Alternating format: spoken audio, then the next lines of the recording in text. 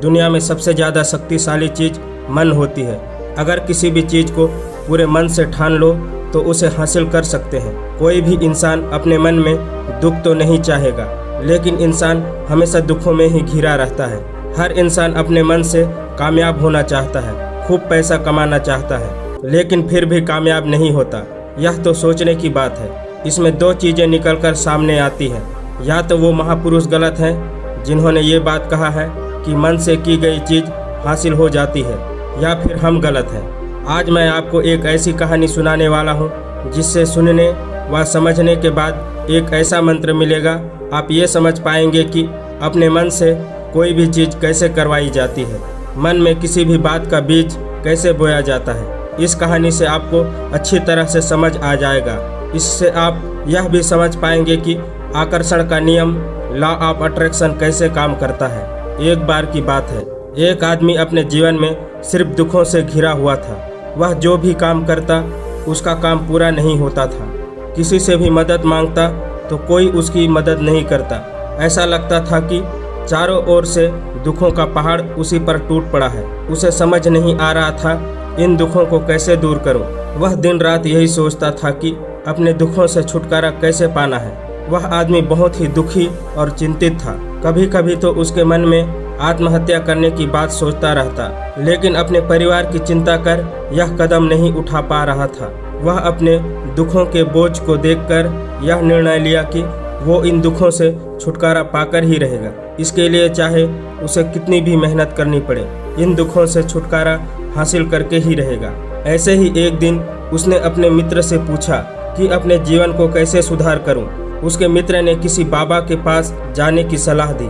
बाबाओं के पास ऐसा मंत्र होता है जिससे सारे दुख मिट जाते हैं, जीवन खुशियों से भर जाता है, धन संपदा भी हासिल हो जाती है। उस आदमी के मन में पूरी तरह यह बात समा गई कि कोई बाबा ही मेरा दुख दूर कर सकता है। उसे किसी भी बाबा के बारे में पता चलता तो वह उस बाबा के पास पहुंच जाता, उस बाबा को अपनी समस्या बताता और उसका समाधान पूछता और कहता कि बाबा, मुझे समस्याओं से छुटकारा दिला दीजिए, मेरे जीवन को सुधार दीजिए। आप जो कहेंगे मैं सब कुछ करने के लिए तैयार हूँ। बाबा उसे कुछ टोने टोटके बताते और बदले में दान दक्षिणा लिया करते थे। बहुत टोने टोटके करने के बाद भी उसके जीवन में कुछ बदलाव नहीं आया। इसके विपरीत उसका जीवन और भी ज़्यादा दुखों से घिरता गया। जो भी बाबा उसे टोना टोटका की सलाह देता, बदले में उससे दान दक्षिणा लेता। उसका धन धीरे धीरे खत्म हो रहा था। यह देखकर दुख और भी ज़्यादा बढ़ता गया। उसे एहसास हुआ कि बाबाओं के पास जाने से दुख कम होने के बजाय और ज़्यादा बढ़ रहा है। एक दिन एक आदमी ने सलाह दी कि तुम अपने घर में किसी पंडित को बुलाकर हवन करवाओ, जिससे घर में शांति आए। उस आदमी ने उस व्यक्ति की सलाह मानकर एक पंडित को अपने घर बुलाकर हवन करवाया। हवन के बदले पंडित ने अच्छी खासी दान दक्षिणा ली। कुछ दिनों बाद उस आदमी को महसूस हुआ कि उसके जीवन में अब भी कोई बदलाव नहीं आया है। यह देखकर आदमी पूरी तरह से दुखी हो गया। वह और भी ज्यादा परेशान हो गया। अब तो उसे लगने लगा कि मेरे जीवन में दुख कभी खत्म ही नहीं होंगे। यही सोच सोचकर उस आदमी का बुरा हाल हो गया। एक दिन उसे उसके मित्र ने एक ऐसे बाबा के बारे में जानकारी दी। वह समाधान बताने के लिए कोई दान दक्षिणा नहीं लेता है। दान दक्षिणा नहीं लेने के कारण कोई सिद्ध बाबा होंगे, ऐसा विचार कर बाबा के पास पहुंच जाता है। उस दौरान बाबा ध्यान में बैठे हुए थे। बाबा को ध्यान में बैठा देखकर वह आदमी चुपचाप बैठ गया और उनके ध्यान से बाहर आने का इंतजार करने लगा। थोड़ी देर बाद बाबा ने आंखें खोली तो उसने सामने एक दुखी और परेशान युवक को बैठे देखा। बाबा समझ गया कि यह आदमी अपने जीवन में कितना परेशान है। बाबा ने पूछा, क्या चाहते हो, यहाँ किस लिए आए हो? उस आदमी ने कहा, मैं अपने जीवन में बहुत परेशान हूँ। मैंने अपने जीवन के दुखों को दूर करने के लिए बाबाओं द्वारा बताए गए बहुत सारे रास्ते अपनाए। इसके विपरीत मैं अपने जीवन में दुखों से घिरता गया। मुझे समझ नहीं आ रहा है कि मैं क्या करूं। कभी कभी तो मैं आत्महत्या करने की सोचता हूं। परिवार के मोह में यह कदम नहीं उठा पा रहा हूं। बाबा, मैं बहुत उम्मीद लेकर आपके पास आया हूं। मुझे कोई ऐसा मार्ग बताइए जिससे मेरे दुखों में छुटकारा मिल जाए। मैं अपने दुख से छुटकारा पाने के लिए कुछ भी करने के लिए तैयार हूँ। बाबा ने महसूस किया कि आदमी तो सच में बहुत परेशान है। बाबा ने उसकी बात सुनकर कहा, बच्चा, दुखों को दूर करने के लिए मंत्र ऐसे ही नहीं मिलते। मंत्र पाने के लिए कुछ करना पड़ता है। तुम कुछ कर सकते हो? यह सुनकर उस आदमी ने सोचा, ये बाबा भी मुझसे दान दक्षिणा ही मांगेंगे। और कोई रास्ता ना पाकर उस आदमी ने कहा, बाबा आपको जितने भी दान दक्षिणा चाहिए मैं देने के लिए तैयार हूँ, लेकिन आपका मंत्र सच्चा होना चाहिए, पूरा होना चाहिए, उसका फल मुझे मिलना चाहिए। इसके बाद आप जो भी दान दक्षिणा मांगेंगे वह सब कुछ देने के लिए तैयार हूँ। बाबा ने कहा, दान दक्षिणा तो बहुत छोटी चीज है, मुझे वह नहीं चाहिए। इस पर वह आदमी सोच विचार करके बोला, बाबा मैं अंगारों पर भी चलने के लिए तैयार हूँ, बस आप मुझे आज्ञा दीजिए। बाबा ने कहा, मैं तुमसे अंगारों पर चलने के लिए नहीं कहूँगा, मैं जो तुमसे कराने वाला हूँ वह बहुत कठिन मंत्र है, उसे पूरा करोगे? व्यक्ति ने कहा, बाबा आप मुझे बताइए तो सही, मुझे क्या करना होगा, मैं कुछ भी करने के लिए तैयार हूँ। इस पर बाबा ने उसे कहा, यहाँ से अब तुम अपने घर चले जाओ। जाते समय रास्ते में अपने मन में यह दोहराते जाना कि मैं सुखी हूँ, मैं सुखी हूँ, मैं सुखी हूँ। बार बार अपने मन में यही दोहराना। याद रहे, जुबान पर ये नहीं आना चाहिए, यह सिर्फ मन में दोहराना है।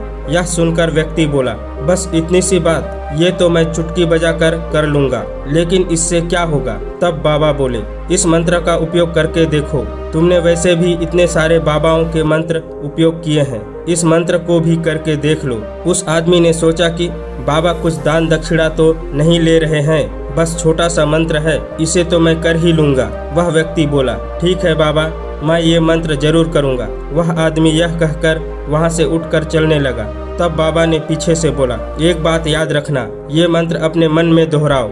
ये मंत्र अपने मन में दोहराओगे तो तुम्हारे मन में बंदर के विचार नहीं आनी चाहिए, जरा भी बंदर का ख्याल तुम्हारे मन में नहीं आना चाहिए। यह सुनकर वह आदमी वहाँ से चल दिया। अपने मन में मैं सुखी हूँ, मैं सुखी हूँ यह दोहराता हुआ थोड़ी दूर ही रास्ता तय किया था। उसके मन में अचानक बंदर का ख्याल आ गया। उस आदमी ने सोचा कि आज तक मुझे बंदर का कोई विचार नहीं आया, ये आज बंदर का विचार क्यों आ रहा है? ऐसा सोचकर उसने बंदर के विचार को पकड़ लिया। वह भूल गया कि मुझे क्या मंत्र दोहराना है और वह बंदर के बारे में सोचने लगा। जब थोड़ी देर बाद होश आया तब फिर से वही मंत्र दोहराने लगा जो बाबा ने उसे बताया था। अचानक उसे रास्ते में एक बंदर दिखाई दिया। यह देखकर उसके मन में फिर से बंदर का विचार उठ गया और वह अपने अंदर से इस विचार को बाहर फेंकना चाहता था। वह चाहता था कि मेरे अंदर किसी भी तरह का बंदर का विचार नहीं आना चाहिए, लेकिन उसे तो सामने बंदर ही दिखाई दे गया। जैसे तैसे वह अपने घर पहुंच गया। घर पहुंचने के बाद अपनी पत्नी से कहा, हे बंदरिया, मुझे खाने में बंदर परोस दो। जब उसे एहसास हुआ कि उसने क्या कह दिया तो वह अपने बाल को नोचने लगा। वह सोचने लगा कि आज तक मुझे कोई बंदर का विचार नहीं आया, आज मुझे ये क्या हो रहा है? मुझे हर जगह बंदर ही बंदर नजर आ रहे हैं। यही सोच सोचकर आदमी रात भर नहीं सो पाया। रात भर करवटें बदलता रहा और सुबह उठकर सीधे बाबा के पास पहुंच गया। उस व्यक्ति ने बाबा के चरणों में गिरकर कहा, बाबा पता नहीं क्या चमत्कार हो रहा है, आज तक मुझे बंदर का कोई भी विचार नहीं आया, लेकिन कल से आपने मुझे कहा कि बंदर का विचार नहीं आना चाहिए, तब से मुझे हर जगह बंदर ही बंदर नजर आ रहे हैं। उस आदमी ने कहा, बाबा मुझे तो आपके पीछे पेड़ पर बैठा बंदर भी केले खाता हुआ दिखाई दे रहा है, यह क्या हो रहा है? यह सुनकर बाबा हंसने लगे और बोले, बच्चा, मन का जाल एक ऐसा जाल है जिसे समझ पाना इतना आसान नहीं है। बंदर तो तुम्हारे रास्ते में पहले भी आते थे। जब तुम मेरे पास आए थे तो इन्हीं पेड़ों पर ये बंदर घूम रहे थे। तुम्हारे ध्यान में ये बंदर नहीं था, तुम्हारे ध्यान में सिर्फ अपने दुख थे। इसके बाद बाबा ने उसे बताया कि हम जिस चीज़ से दूर भागना चाहते हैं वही चीज़ हमारे मन में धीरे धीरे समाहित होने लग जाती है, हमारे अंतर मन में समा जाती है। असल में हम जिस चीज़ से छुटकारा पाना चाहते हैं वह उतनी ही गहरी हमारे मन में बैठते चले जाती है। आखिरकार वह हमारे अंतर मन में छा जाती है। ऊपर से हम चाहते हैं सुखी होना, कि मैं सुखी हूँ, हमारे होठ भी यही बोलते रहते हैं। जब हमारे मन में दुख के समय होते हैं तब हमारे विचार में, हमारे मन में हमें दुख ही दुख दिखाई देते हैं। अपनी जुबान से बार बार ये बोलने से कि मैं सुखी हूँ, मैं सुखी हूँ, तब हम सुखी नहीं होंगे जब तक यह हमारे अंतर मन में प्रविष्ट ही नहीं होगा। बाबा ने आगे कहा, बच्चा, अपने दुखों से लड़ना बंद कर दो।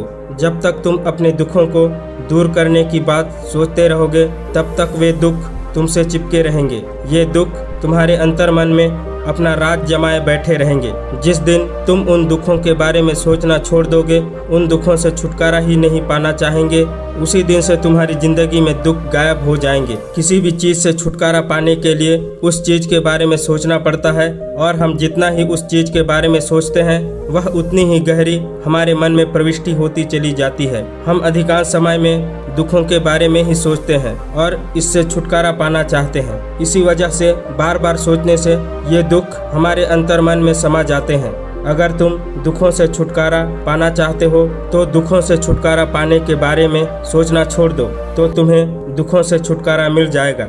अक्सर आदमी धूम्रपान छोड़ना चाहता है, शराब छोड़ना चाहता है, सुबह अपने मन से ये वादा करता है कि मैं कोई भी गलत काम नहीं करूँगा, लेकिन शाम को जब लौटता है तो नशे में चूर होकर लौटता है। जब भी हम उस चीज को छोड़ने के बारे में सोचते हैं तो हम उसके महत्व को और भी ज़्यादा बढ़ा देते हैं। हमारा मन शराब या धूम्रपान छोड़ने के बारे में जितना ज़्यादा सोचेगा उतना ही उस चीज के पीछे भागेगा। हमें उस चीज से लड़ना नहीं है, बल्कि बिना सोचे गुजर जाना है। अगर इस मंत्र को समझ लेते हो तो हमें अपने जीवन में जो भी पाना चाहते हैं उसे अपने अंतर्मन में डाल सकते हैं।